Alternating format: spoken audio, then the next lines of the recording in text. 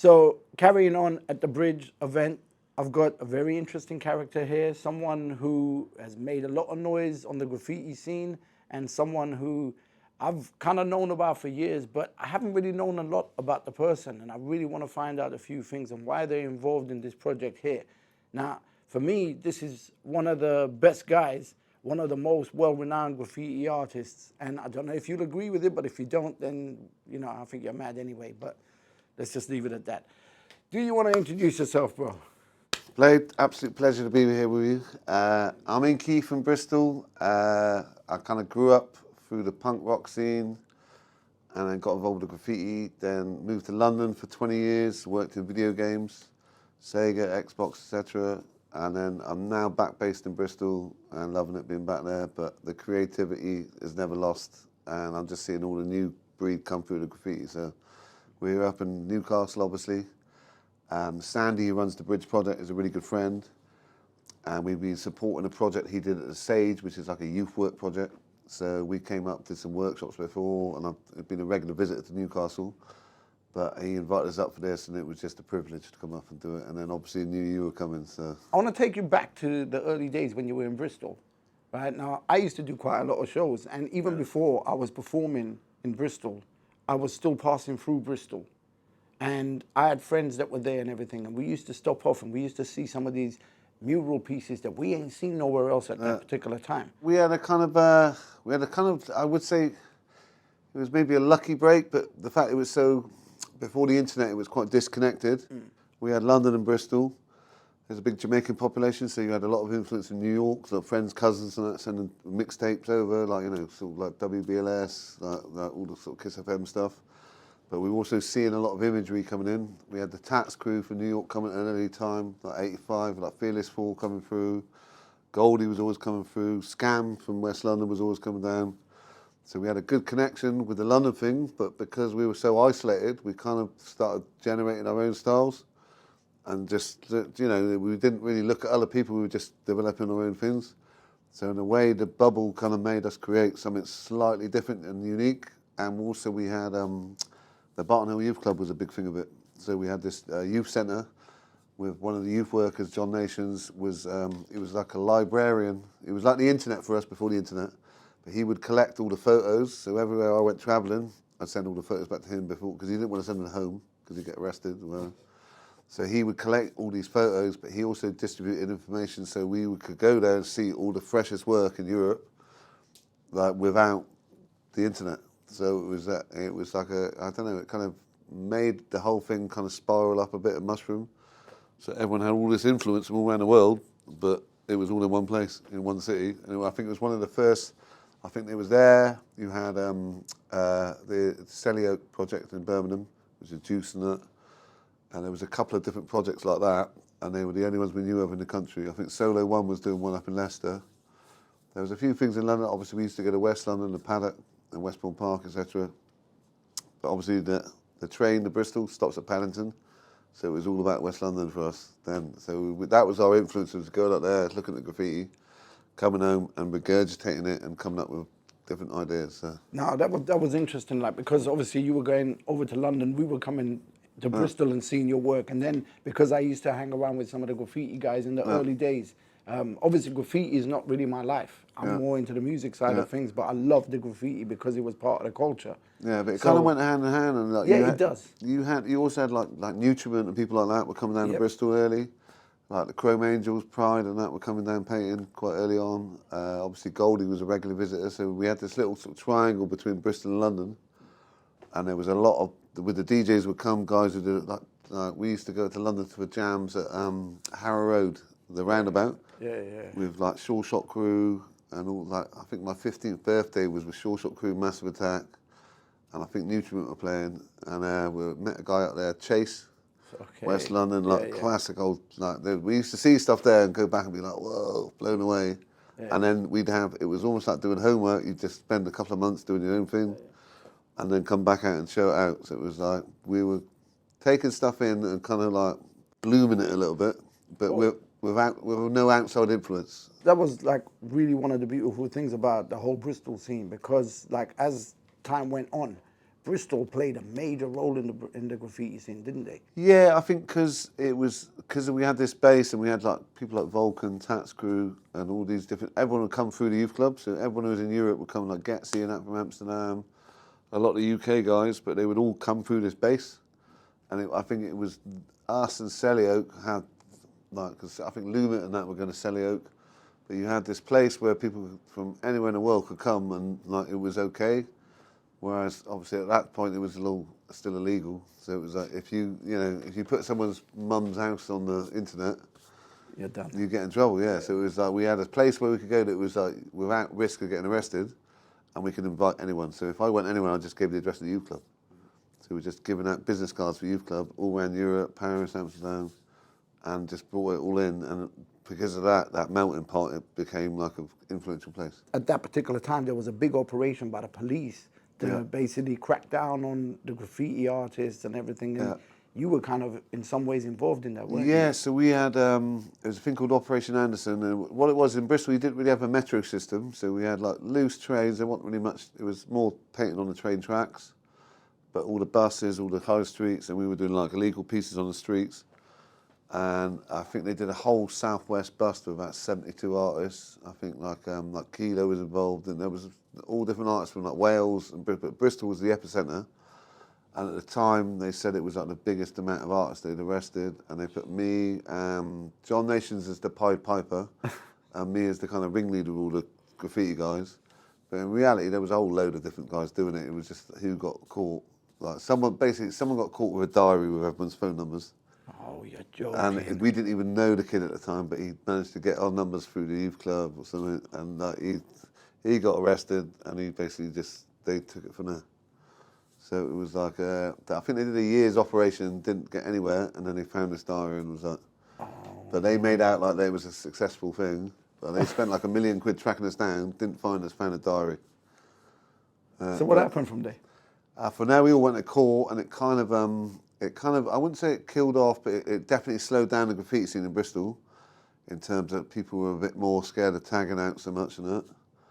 But the kind of reverse effect, we got loads of publicity. So we were in the papers, we were on TV look where programs. that's led now. Yeah, and that kind of like, that almost like embellished it a bit more. And then I think about 3 years later, there was like another wave of kids, because we had the music scene, obviously Massive Attack blew up, Tricky, etc. And because of that, a lot of kids came to university in Bristol or to study art, and it brought a whole new wave of street artists. There's people like Sick Boy, Zens, Will Barris, Jago, all these guys came through, and they just brought a new flavour to it. But it was kind of when the crossover to street art started, so there was graffiti mixed with these kind of iconic imagery, and a lot of graphic designers working with them, and the whole thing just escalated. Yeah. Yeah, and it was hand in hand with the music scene. But I mean, also there was like a strong skate scene, which no one ever really talks about in Bristol. There was, from the 70s, a really big skate scene. So talk about it. Yeah, well, there was guys like, Dom T, Ollie Timmins, there's a guy called Specs, but they were massive skaters. But it's kind of like, it was never really documented. And then with this next wave, a guy called Danny Wainwright come along, and he won the World Ollie Championship in America, set up a shop called 50/50. And to me, they're like the unsung heroes of Bristol. The skate scene there was part and parcel with the music and the graffiti, but people don't really give it the recognition. But globally they do on the underground, but it's not highlighted. So tourism there in Bristol, they've got a picture when you come in the airport, they've got a guy spray painting. They'll have a poster in Temple in Paddington promoting Bristol with spray paint. It's the second biggest tourist attraction in the city is spray paint. That's crazy. So it's kind of crazy, but because of that, the council put a bit of funding into it, and now I think they've kind of just sat back and let it happen. Even though it brings in all this money to the city, they don't fund anything, so we do it all off our own back. So okay. It's kind of like a victim of our own success. Whereas I've now reached out with other cities, help like Leicester, people like the guys who run Bring the Paint, Coston Days, just with information on what we've done, helped other cities like boost what they're doing. Same with Sandy here. Been helping them out with some sort of statistics and stuff like footfall and that, and it's just helping other cities just take it off the ground, because I think there's too much emphasis on Bristol when it should be on every city. For anyone who doesn't know, how long have you been in this? And also your background, right in the early days, it came more from punk. Yeah, so I was a punk rocker. I was right into like the Clash, Dead Kennedys, all like all crass, like Flux Pink Indians, right into that, and I was painting all my bags at school with the punk stuff. About 1983, I saw Subway Art or Wild Style. That's the Bible for me. Yeah, and I was a punk, and it was like, wow, it's like, this is anarchistic. It's like, this is against society, do what you want. And then probably the next year, I started getting in more into the hip-hop side of things. And obviously it was when, like, I think the Nike Vandal came out, the trainer, when Rocksteady Crew were wearing them and all that. And just really got right into that hip-hop side of it. And then for years, I was just doing like wild style. That was my thing, lettering. I didn't really do characters, it was just lettering stuff. And there was like a good scene for it in Bristol, but it was travelling a bit, like Brighton, like all different cities. But I sort of gradually, it got more and more as the internet came. I sort of saw that like graffiti lettering was getting like, wasn't standing out from the crowd so much because there were so many people doing it. And all these street arts would come along doing different symbols, people like D-Face or like Obey with just one symbol that was like their tag. And obviously Banksy come along. He was like a younger guy at the time, doing all this stuff. And it was like, how do I translate? I love the graffiti, I don't want to leave that. But how do you translate it into something that's more iconic? So I started doing these Art Nouveau ladies. It was like a stamp, which is kind of sort of based on my old art teacher, but also the iconic scheme hip-hop character. So it's a bit of both, but trying to keep it hip-hop, but like still applied to the street art scene. So wherever I go now, I do one of them normally and a graffiti. So it's like, I still do the lettering. So what was your connection with Banksy? He came along like, he was, I think the whole Barton Hill scene had died out, we'd been busted. So he wasn't really around that time, but about 95, 96, this young kid come along and he just had talent. He was doing more lettering and freehand stuff, not so much stencils. Then he started doing the stencil stuff, but we were like, nah, man, like stencils is taboo. Like you don't touch it. It's like, in our culture, it was like, nah, it's whack. It was like, you don't do stencils. It's like, it's cheating. Yeah. It's like photocopying. But I mean, looking back on it in hindsight, if we were doing wild style stencils, we could have put 1,000 up in one night instead of just doing these tags and had more push around the city. But we were concentrating on doing these bigger paintings and that. But he was doing, and he was a very driven kid, I remember, but he had a lot of talent. And so we painted together quite heavily. And then gradually he started going more towards the stencil side of things. And then around, I think 98, we moved up to London about the same time, and he was working out at the office of Wall of Sound on Portobello Road. Yeah, I know Wall of Sound. And Mark Jones gave him an office in their stock room, I think, in fact, he was painting in there. And I was living just up the road in Kensal Rise. And so we were still mates and that, still painting and that. And then my mate Steve Laz from college became his manager, another Bristol guy. And it just went like that. But at the same time, I was head of design at Sega video games. But I had a daughter who was born deaf, and I had a Bupa contract and all this stuff, so I had to stick with this job. And I kind of sat back and sort of watched it take off. But I was still doing art, but it wasn't my main thing. And then after about 8 or 9 years of that, I just suddenly like saw my art overtaking the job, and it was like, I'm just going to go for it with the art. Okay. But that was when there was a stock market crash. It was possibly the worst time to be an independent artist. But I soldiered on, and it's fine now. It's like, all I do now is just travel, paint, make screen prints, do a lot of charity work there as well. That's really testament, just to say to people, just believe in yourself. Yeah, believe, keep trying, it will happen. You just got to put a lot, it doesn't come on a plate. It does sometimes to some people, but, that's like winning the lottery. To get just overnight success doesn't happen. You really got to put the hours in, and just try and do the best you can possibly do in anything you're doing, even if it's a 5-minute painting. Just try and make it quality. And sometimes you can go to an event and not really give it your best shot, but it's almost like giving that one opportunity that some people don't get. Yeah. You've got to remember that you're lucky to be in that position to paint there, or if you're an MC or the DJ, you're lucky to get given that opportunity. So it's like never look back on it. A lot of the graph artists that I know, they say, for example, if they're into lettering, they really hate the street art. Yeah. I mean, I'm kind of caught in the middle of it, because it's like, I know, I've seen the whole street art thing, and also I'm a graphic designer, so it's like I see, my heart is with graffiti lettering. like wild style, and stylized tags and calligraphy and that, and sign writing I really like and all that kind of stuff. I'm not a fan of some of the kind of more primitive street art stuff, and I really can't stand when it's just a photocopy stencils.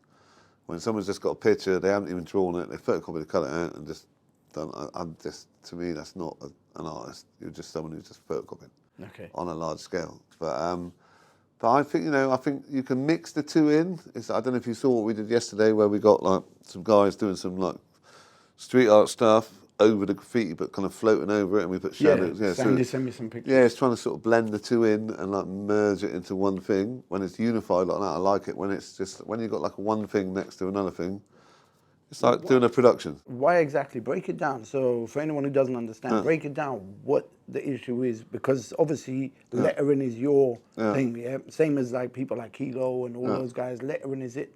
A lot of years graft went in to building the graffiti community. And like, a lot of these guys who they haven't been shown the respect they deserve, but also they've just been overlooked a bit.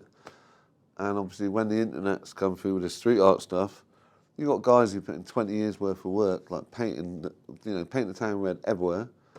And it's just like, some guy comes along, does something in his bedroom, never done an illegal piece in his life, calls himself a street artist, posts it on the internet, and it gets 1 million likes. And that's the thing. Yeah, isn't it? It's the illegal side. No, but it's also like it's quite upsetting to see that, because there's so many talented guys out there who aren't getting the recognition.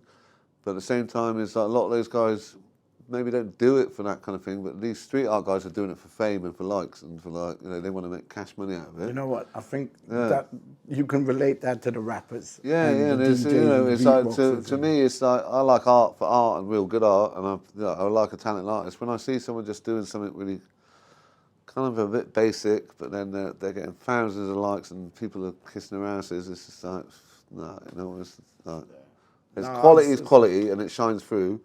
And I just think it has been quite difficult for a lot of like the old school graph heads, that they, like say in France, for example, in the French market, graffiti is really accepted. And you can sell graffiti pieces. Like in the art galleries in England, they don't really sell just lettering, like hip-hop style graffiti. It's not really something that's sellable, like where they'll buy like stencil stuff or they'll some gritty urban nonsense. That will sell in the gallery because they think they can make money and profit on it. Whereas in, say you go to Paris or maybe in Germany and Amsterdam, you get quite a bit as well, where you can, they admire the quality of traditional graffiti, and all the old sort of New York stuff's going really well. And they sell graffiti basically. So, but in England, apart from like merchandise like T-shirts and stuff, graffiti is very difficult to market. Yeah, of course. And it's a bit like the whole hip hop thing in England, where people say like it's difficult to market an English version of hip hop. When there's fucking talent there, there's amazing quality, but it's kind of like the English. Very underground. Yeah, it's very underground. It's always kept like that, and I think there's always been this thing with the artists that the street arts guys are kind of almost how do you say, like step ladder, like use them as a stepping stool to get up. So they basically make out they're part of the graffiti scene, but they're not. And it's just like, to me, you can spot a false person a mile off. So I want to ask you, maybe to some people it will be a bit of an uncomfortable question, right? But I'm sure that it won't be that to you. Were you around when there was the little drama going on between Banksy and Robo? I was around. I didn't really. I'm not good friends with like, both camps. Yep. I wasn't really involved in any of that, and I'm not really aware of what exactly went on. I mean, for example, like Chocky and that, when it all happened, Robo, we donated stuff to him. Yeah. It's like, I know both camps. I think like what's happened now is been escalated to a point where people who don't even know what the real situation was. Too many rumours. Yeah, rumours, but it's like, I'll go to America and people are telling me that's one story, or we go to somewhere else and they don't know, they're internet jockeys, and they're like, there's a lot of people using that. I think the long story, what it is like, I think kind of like, from what I kind of understand is that like Banksy overstepped the mark a bit on the London patch. He got put back in his place a bit, and which is, the standard, that's what would happen. Was that at the pub where apparently Robo slapped him or something? Yeah, this kind of stuff. But it's like, basically he overstepped the mark on a patch outside his ground. He was maybe a bit hot-headed. He got put in his place, and I think, as far as I was concerned, that was it. See, I got friends that grew up with Robo. Yeah. So I was hearing the story directly from the friends. Yeah, and it's like Banksy came in. Sorry. Yeah, you don't want I'm going to edit that out. Okay. I already knew. I already knew. But basically, so certain persons come in, and you know, he's like I remember coming to London, and I think that we used to get called haystacks, bumpkin, because we were from Bristol. But the thing is like, yeah, I think at the end of the day, it was like it was a country bumpkin in a big city. Trying to make an impression, but maybe stepped on the wrong people's toes. Before we finish, is there any final words? Any final words? You've got a cab. It's got a cab. an absolute pleasure to see you, mate. But we've got to You too. continue this, and we need to get John Nations involved. 100%. And a few more to Bristol. But listen, thanks for coming up and supporting Sandy and what he's doing. Yeah, and always, man. Really good to see you, bro. Pleasure, mate. All right, excellent.